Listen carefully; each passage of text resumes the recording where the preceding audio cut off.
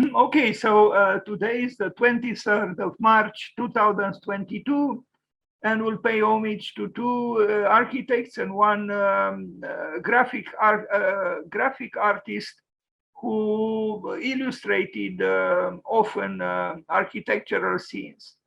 Then at the end, I will show some projects from a competition I launched a good number of years ago, House for Akira Kurosawa, the great Japanese film director, because it is his birthday today.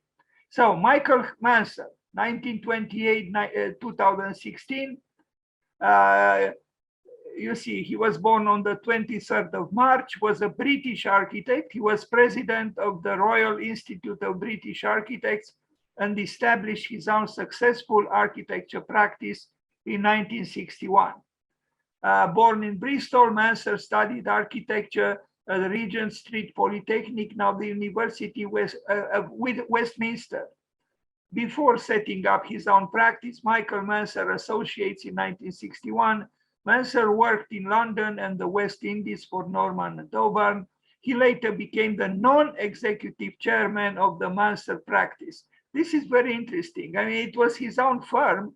Why would he be a non-executive chairman? Interesting. His son, Jonathan, is now managing director. His daughter, Victoria, has her own architectural practice. Manser was president of the Royal Institute of British Architects between 1983 and 1985 and was elected a member of the Royal Academy in November 1994. Anyway, he received some prizes. In 2001, Architects Journal inaugurated the annual Manser Medal named after Michael Manser to recognize the best completed house in the UK. This was the man, apparently a happy man, as we can see. Although the models I see around him wouldn't make me very happy, but as long as they made him happy, I guess it's okay. Waterlooville Baptist Church, an interesting church actually, you know, because it certainly doesn't look like a church for those living in the Orthodox mentality we are living in here. But I actually like it.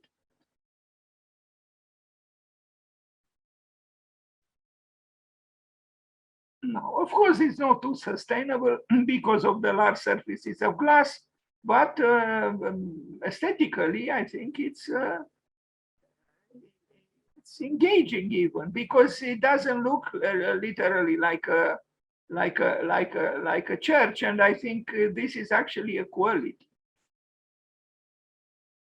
because it's about the otherness of the house of God.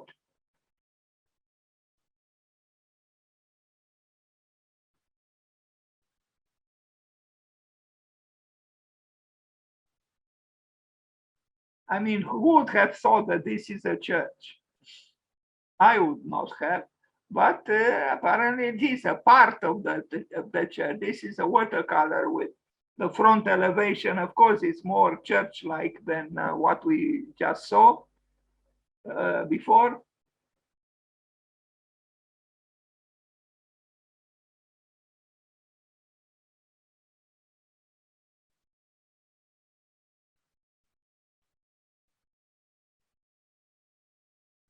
Capel Manor House, 1970, not very different from the church we just saw. But this one also, I would say, a convincing modernist European architecture, although this kind of architecture was not, they didn't belong only to Europe, of course.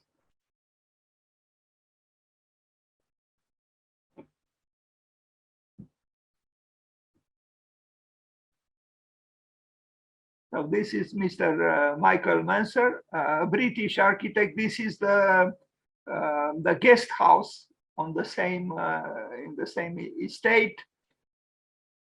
Rather unusual the roofing that he employed, but you'll see a picture from night during the night, which is rather interesting. This one.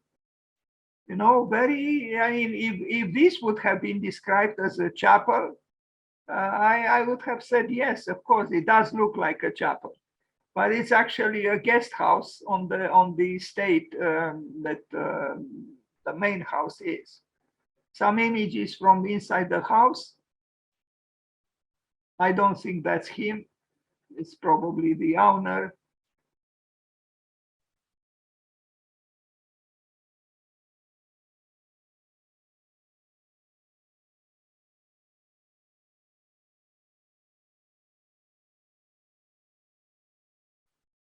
Now, a private house from 1985, another house, another private house.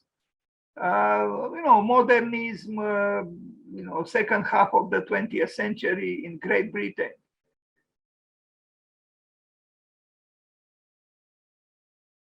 Nothing spectacular here.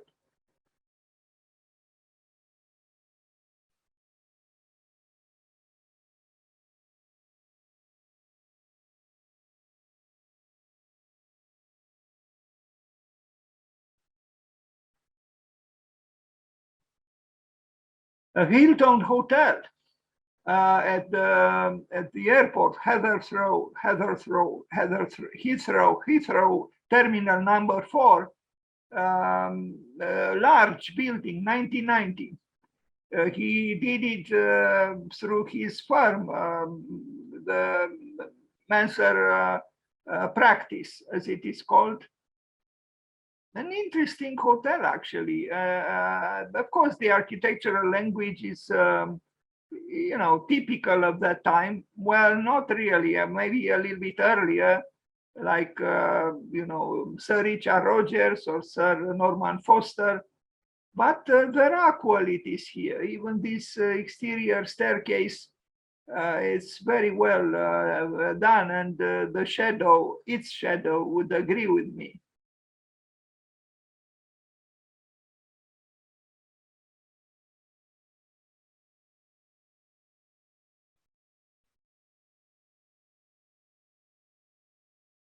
It's interesting what is happening at the inside, you know, like a bazaar kind atmosphere, although it's a, you know, an opulent Hilton Hotel.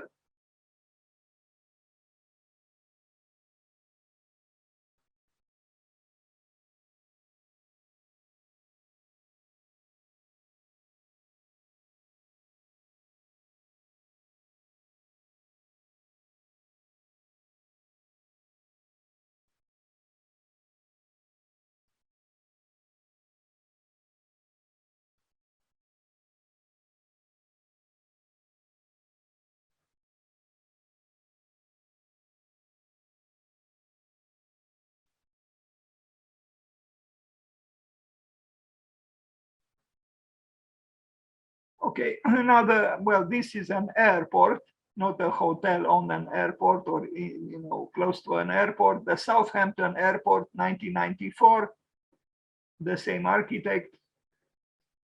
Although, again, strangely, he was a non-executive chairman of his own firm. Why would he be a non-executive? Very strange. Uh, but I'm not an expert in legal matters at all. But this one is interesting too. I would say, you know, as a, you know, a smaller airport done by the same architect. Now the British High Commission, this is in Tanzania, 2002. I couldn't find great pictures, rather small resolution, except perhaps this one. But it's a high quality, I would say, a modernist structure from the beginning of the 21st century.